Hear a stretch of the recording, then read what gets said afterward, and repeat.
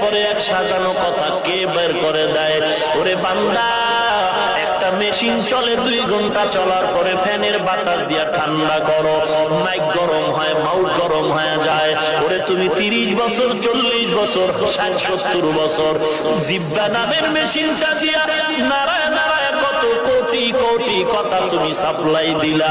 একবারও চিন্তা করেছো এই কথাগুলো কোন মেশিনের দ্বারা তৈরি হয়?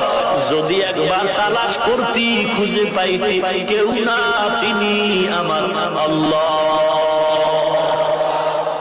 ওরে বান্দা, সে আল্লাহকে এখনো চিনো না রে মুমিন। ইমাম মালিককে প্রশ্ন করা হলো, আল্লাহ যে একজন, কোন দলিল আছে নাকি? ইমাম মালিক বলেন, ও ভাই, আল্লাহ যে একজন চমৎকার দলিল হলো। দেখো রে গোলাম, একই মায়ের গর্ভ থেকে কত সন্তান বের হয়, একই মায়ের গর্ভের 5টা মেয়ে 5টা ছেলে, একজনের চেহারার সাথে আর একজনের চেহারার মিল নাই, একজনের কণ্ঠের আওয়াজের সাথে আর একজনের কণ্ঠের আওয়াজের মিল নাই। ওরে আল্লাহর কুদরত ধরে কেন বান্দা তুমি আজ আল্লাহরে চিনো না? আল্লাহর জমিনে থাইকে কেন তুমি আল্লাহরে মানতে পারলা না? ওরে কয়দিন আর বাহাদুরি করবি রে যুবক, কয়দিন আর আল্লাহর বিরোধিতা করবা? আজকে এত বয়ানের পরেও কেন তুমি দাড়ি রাখতে চাও না, নামাজ পড়তে চাও না?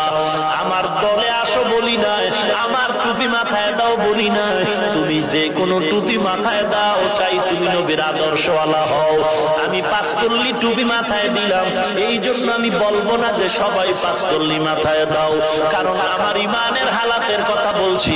5 কল্লি টুপি আমি মাথায় দিলাম, তবে অন্য টুপিওয়ালাকে আমি হিংসাও করি না, বাঁকা নজরও দেখবো না। আমি গোল লম্বা জামা, কলার ছাড়া জামা পরলাম, যারা অন্য পোশাক পরেছে আমি হিংসাও করি না, বাঁকা নজরও দেখি না। আমি কওমি মাদ্রাসায় পড়েছি, কওমি মাদ্রাসায় পড়েছি, হাটহাজারী থেকে শুরু করে মেখল পটিয়া মাদ্রাসা, উজানি মাদ্রাসা, এরকম হাজার হাজার মাদ্রাসা, কওমি মাদ্রাসা, যেই মাদ্রাসায় 40 বছরের ইতিহাস বাঙালি প্রমাণ করেছে, যেখানে লেখাপড়ার দ্বারা কোনো সার্টিফিকেট নাই, কোনো চাকরি নাই।